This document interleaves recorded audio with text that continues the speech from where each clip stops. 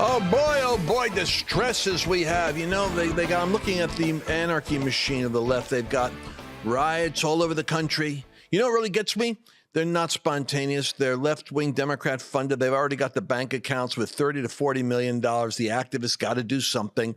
The news will go out and say, oh, Trump has a lot of problems. And, you know, all he's going to do, he's got a birthday. He wants to have the parade with the military. Why is he doing it? He's letting Russia and China and India and the Middle East know, I'm here and I'm strong. And instead of having a unified, strong nation, he's got these putzes out there trying to make it look like, because they don't like King Trump. Well, if that stress can get me, I'm sure it can get you.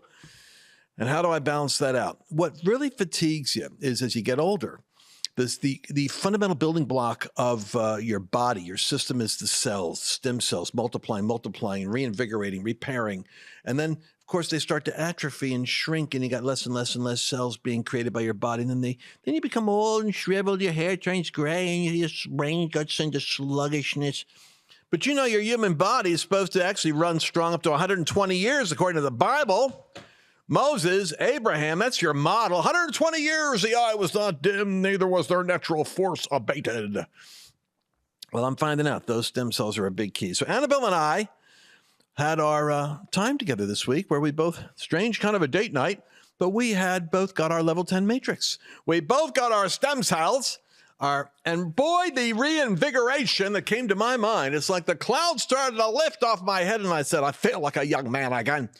I want you to go to level10matrix.com. Call 1-800-361-2270 and find the secret sauce that Annabelle and I discovered for the fountain of regenerated youth.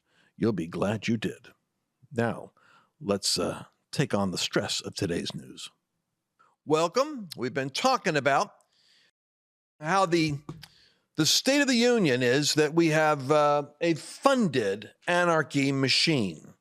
It is a funded national campaign from the Democrat Marxist Party, which wants to raise up protests all over the country on the day that Trump's having a birthday in order to create this impression that the nation is against the authoritarian use of Trump's power, no king. When what is the king doing? He's deporting or trying to deport 10 million illegals, and he's way off schedule. In fact, he only got 100,000 out in the last 5 months, and he's being fought tooth and nail by the political establishment and the anarchy machine, which is funded with $50 million of taxpayer money from California to suit up the anarchists on the streets to go fight with the police. And there's no universal exposure and shout down going on this because the legacy media is in the hip pocket of the ideology that wants America to be broken up into 1,000 fragmented pieces of ideology, which is their progressive agenda. May God deliver us from these people that exercise. Will they outlast Trump? Right now, you're not going to see these Ivy League universities go away. They've got deep pockets. They're well funded. These journalists, the media is not going to go away. New York Times is going to go away. I wonder if they'll outlast us. We will have to occupy politically. If we do not occupy politically, we will not be able to have the Justice Department or the capacity to control at least the bully pulpit of Trump controlling at least some media cycle for the social media world that is the counter to legacy media. When they come against this thing and say that Trump is acting like a king, they forget that Abraham Lincoln, who was no tyrannical dictator, was presented as a tyrannical dictator by the South in order to foment a civil war. The left would love nothing more than open warfare on the streets. They would rather have a civil war. They remind me of the woman in the story of Solomon. Two prostitutes come in, and they've got a baby, and they both claim the baby is theirs. And one says, no, this woman rolled over at night and suffocated her child. We both had babies, but she killed hers in the morning. She took mine out of my bed and claimed it's hers, but that's my baby, O king. And the king says, wait a second, you're both saying you're the mothers? All right.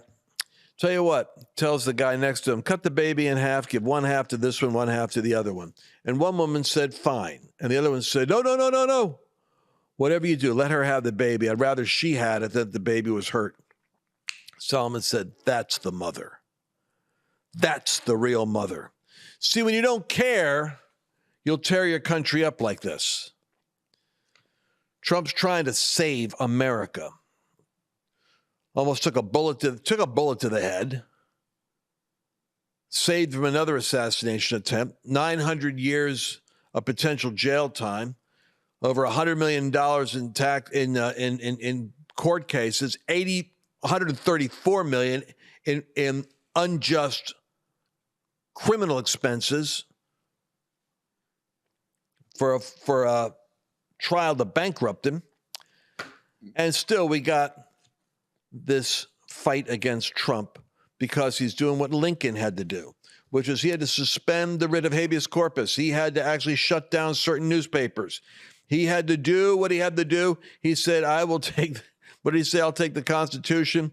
And if necessary, he said, basically his metaphor was that the ship is sinking. He'll take the Constitution, jam it into the hole in the ship if necessary to keep the ship floating. The goal is to save the country. May I challenge that perspective quickly? Well, you can. I'll give you 30 seconds and I'm moving on. Go ahead. All right. I don't think it's that people don't care. I think that people care a lot, which is why so many people are rallying around this idea. I think that they are low information. I think they don't know what's actually going on. I think they've been spoon-fed a line of, I'll keep it PG, nonsense. And so that's what they've been taking in. That's what they believe. That's been providing a foundation for their convictions, their beliefs, and their opinions. I don't think this is because they don't care. I think it's because people care a lot, but they don't know what's actually going on. All right, so people care, but they don't know. So what happens is the agitators, the organizers, the intellectual pedophiles go into the school system, and so, for instance, I call them intellectual pedophiles. That's what they are. They go in and they molest the innocence of the young mind and plant the pornography of their ideology. So you go to the university, for instance. And I read an article yesterday. Another journalist, I think I need to start interviewing these journalists.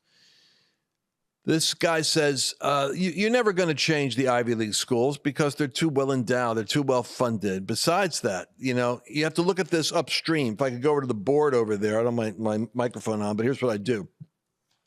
I draw you a picture. I need a big pen. All right, watch this. Live camera TV stuff. So what you got is, you've got a descending hierarchy here. You're coming downstream here. Downstream, you have the student. The student, unfortunately, is getting propagandized. Propaganda. The student's getting propaganda. They're not getting an education because the teachers aren't diversified. The teachers are the problem. The teachers are giving the student propaganda. They're not getting a balanced worldview. The teachers, but then you have another problem, which is the administration of the school and the trustees of the school. They determine the policies of the school that in turn provide the professors that are all Marxist progressive, that in turn turn your little boy, Susie and Johnny, into a radical who's, got 5 body piercings and comes home with the same gender, boyfriend, girlfriend. So what happens is, You're never going to get to fix the Ivy Leagues because they're so infested at the administrative and the funding level that the only way you can really, what you need to focus on, so I'm going to just forget about Harvard, Princeton, Yale. I mean, they need to be taken to court for discrimination in their inviting students in. They should be fought vigorously on discrimination. But the state-funded schools, now, here's where I got my eye opener. There's a mountain right there. The state-funded schools are different because state-funded schools have responsibility to legislators and the political processes. So the private schools that are Ivy League funded, not going to change them over the long term. But we can make the state-funded schools great. And the way that you do that is you start targeting the state. Now, they're liberal bastions as well, but you can squeeze them because they're not controlled by the donor class. They're controlled by the people and the legislators. So we got to get smart as to how we fight this battle. And I agree with you, Carl. I think that when I read this article here, that 5,000 students in universities are going to be programmed by the funded efforts of the state of California to train them to become immigration activists. Well, those students are only going to hear a certain line of logic, and they're going to hear that, and they're going to believe that, and they're not going to have diversity of viewpoint, because the one thing the left never wants is genuine diversity. They cry about it because they want to impose their diversity on you who aren't flexible enough. But they don't really want to entertain your conservative worldview on your campus, which is why you can't have a conservative speak as a valedictorian. Heck, I could even speak at IHOP. And as a Christian organization, long before Mike Bickle got himself in trouble, I asked him, I said, how come you guys don't have me ever out there? You got Michael Brown, you got these other guys out there. He said, you're too controversial, Lance. I was too controversial. You know why? So many socialist Christians were going to IHOP, and in Redding, California, the same way. So many Bernie Sanders socialists in the Christian church, so many Marxist Christians that didn't think the thing through and that they didn't want a diverse viewpoint because it would create strife. So I was never invited to some of these schools to speak. And I understand why, because my Trumpian zeal might be provocative, but it wasn't Trumpian zeal. It's the ideas that are conservative in nature. I think Charlie Kirk and other guys benefit from some of us other older guys that had to pioneer getting the church softened up so that it could prepare itself for the fact that it's in an ideologic warfare. And in that ideologic warfare, you're going to have to, it's the battle of big ideas is upon us, people. So Newsom has rallied California's liberal base with his open defiance, even sending a fundraising email Sunday morning about the National Guard deployment. The posturing nevertheless puts both the governor and his state at increasing risk of reprisal. Doesn't matter. It's fundraising. See what I mean? You guys got to wake up. You think you're dealing with the news. You're not dealing with the news. You're dealing with the manipulation of current public events by forces that are politically trying to capture news cycles for their agenda. California's going to sue Trump, Hegseth over National Guard deployment amid anti-rice riots. My guess is California's not going to get away with much. Typically, the federal government wins on these things. Oh, by the way, the Rodney King riots, I just watched footage today of George Bush deploying 2,000 National Guards to quell the Rodney King riots, and that during George Bush Sr.'s administration. So don't tell me that presidents don't have precedents for quelling or stopping riots, especially when you discover that they're being funded by the Democrat Party. No wonder the Democrats are all condemning intervention from Washington. They're funding it. Boy, I'm worked up today.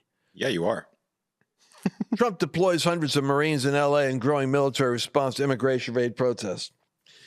In one great quote, somebody said, and they goad him into it. Because, Mr. President, what are you going to say if they're going to continue to spit on National Guardsmen? Are you going to restrain them from being able to strike back? Trump said, no. If they spit, you spit, you hit. Something like that. They spit, you hit? They spit, you hit. Anyway. Oh, boy. I can't believe I'm running out of time in this new format. There's short little bursts of information. But our next show is going to be covering what China has done. We've got three people that have broken into the United States with bioweapons that have been caught, and they're all coming from Wuhan into Michigan University. What the heck is up with that? And I want to give you the update on China, on nuclear Iran. That's it. What the timeline is for attacking or taking off the head of the snake, which is the nuclear ambition of Iran. That's our next show. You don't want to miss it. God bless you. Like, share, and subscribe. That's how you can help us stay an oxygenation and keep our program going strong. God bless you. What if you could live younger and stronger for longer? Is it possible to reactivate your body's internal repair system the way God designed it? Are you or someone you love struggling with body degeneration and in search of some kind of an effective solution? At Level 10 Matrix, we believe that the power that created you can heal you, and that healing and regeneration are already encoded right inside your DNA. And whether it's due to injury or illness or aches or chronic pain or lack of energy, mental or physical decline, or the brain fog that seems to come with the aging process itself. If you want to revitalize your life now, then call 1-800-361-2270 or go to level10matrix.com now to claim your complimentary ebook, to schedule your complimentary no obligation, no pressure consultation. Remember, looking and feeling younger never gets old. So if you want to revitalize your life now, then call 1-800-361-2270 today. Did you enjoy this latest episode? Please remember to share it with